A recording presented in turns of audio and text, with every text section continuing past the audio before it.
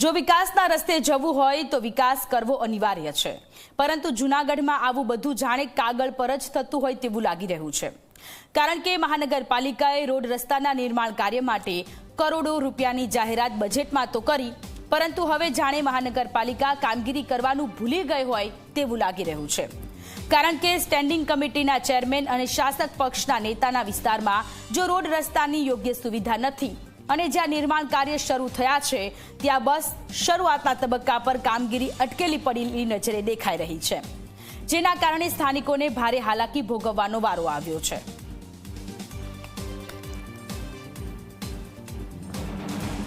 બહુ ખરાબ પરિસ્થિતિ છે। કેવું લાગે છે સિનિયર સિટીઝન? અરે બહુ 2-3 વાગ તો લોહીમાં અમુક પડી ગયા છે અને દવાખાને લઈ ગયા છે, હકીકતમાં પડી ગયા છે એમ। શું માંગ છે તમારી? બસ રોડ રસ્તા ન બધું થઈ જાય, ગટરનું પાણી બધું, બીજું શું જોઈએ અમારે? કોઈ ધ્યાન જ નથી દેતું, કોઈ જોવાય નથી આવતું, કોઈ કોર્પોરેટર હજી લતામાં નથી આવ્યું પૂછવા શું છે પોઝિશન। આ રોડ ખોદી નાખ્યો છે, આમાં હાલવા ચાલવાની તકલીફ છે, રિક્ષા લઈને અમારે ફરીને જવું પડે, કાળવા જવું, ઉપરકોટ જવું, બસ સ્ટેન્ડ જવું, અહીંથી એવો વચ્ચે રસ્તામાં ખોદી છે, હાલી હગે એમ નથી માણસ। શું માંગ છે તમારી? આ રસ્તા થઈ જાય, પાણી બધું વ્યવસ્થિત તોડી નાખ્યા, વાયરો બધું વ્યવસ્થિત કરે તો થાય।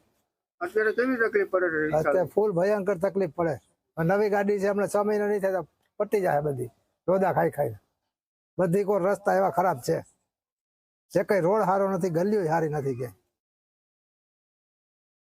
रास्ता पूरा टूटा फूटा है सब, बहुत तकलीफ है। अब कहाँ से जाओगे?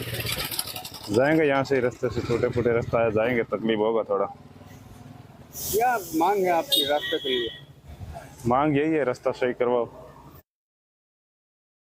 આ રસ્તો બહુ ખરાબ છે કે હાલવા જેવું નથી। અત્યારે મારા પેશન્ટ અત્યારે બીમાર છે, મને લઈ નીકળવું કઈ રીતે બતાવ્યા? તે ચારે બાજુ રસ્તા ખોદેલા છે, આ વહેલી તક આને બધું કરવાનું નિવારણ કરો બધું। આ અત્યારે પેશન્ટ લઈને જવું કે અત્યારે અમારે કેન્સરની બીમારી વાળું છે, અત્યારે હલાતું પેલું થાય એવું હોય તો આપણે હલાવીને લઈ લઈએ, આ હલાતું નથી આમાં। અત્યારે ક્યાંથી જવું પડશે? અત્યારે હવે આમ ફરીને અંબિકા ચોક માંથી કે જશું, અત્યારે અમારે સીધી ટાંકીએ જવાનું છે। આ કેટલા સમયની પરિસ્થિતિ છે? આ પરિસ્થિતિ લગભગ 6 મહિના 8 મહિનાની તો હશે જ।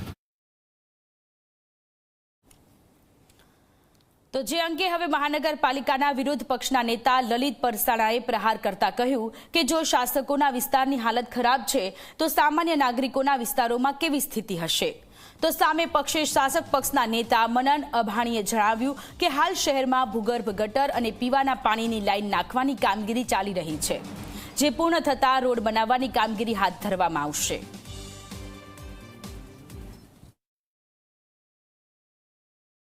છેલ્લા ઘણા સમયથી જે શાસક પક્ષની સ્ટેન્ડિંગ કમિટી ચેરમેન છે એમનો વોર્ડ આપણે જોઈ કે કેટલી હદે ખોદી નાખવામાં આવ્યો હતો, અને આજકાલનો નહીં, છેલ્લા 1.5 વર્ષથી લોકો હેરાન થાય છે। અને પાણીની લાઈન નાખવાની છે, ભૂગર્ભ ગટર તો ત્યાં મોટા ભાગની આવતી નથી, સાંકડી ગલીઓ છે, નવા વખતની મોટી ગટર છે, એટલે નક્કી થયું છે કે ભૂગર્ભ ગટર ત્યાં કરવાની નથી। હવે પાણીની લાઈન નખાઈ ગયા, આજે કેટલો સમય થઈ ગયો, ક્યાંક 6 મહિના થયા, ક્યાંક વર્ષ થઈ ગયું છે, છતાં પણ લોકો આપણે જોઈ કે માંગનાથ રોડ હોય, વેપારી એટલા બધા હેરાન થતા હોય। વોર્ડ નંબર 10 અને સમગ્ર જૂનાગઢ મહાનગરમાં ભૂગર્ભ ગટર અને પાણીની લાઈનની કામગીરી ચાલુ હતી। આ કામગીરી હાલ 70 થી 80% જેટલી પૂર્ણ થઈ ગઈ છે। જે વિસ્તારમાં કામગીરી પૂર્ણ થઈ ગઈ છે તે વિસ્તારમાં રોડની કામગીરી શરૂ કરવામાં આવી છે। વોર્ડ નંબર 10માં તમે જોઈ શકો છો કે છેલ્લા વર્ષ દિવસમાં કડિયાવાડના અનેક રોડ, ચિત્રાકુંડની આસપાસનો રોડ અને અત્યારે જવાહર રોડની કામગીરી શરૂ છે। જે વિસ્તારમાં ભૂગર્ભ ગટર, પાણીની લાઈન, એ પ્રક્રિયા અને એ કામગીરી પૂર્ણ થાય ત્યારબાદ સત્વરે રોડની કામગીરી શરૂ કરાવવામાં આવે છે।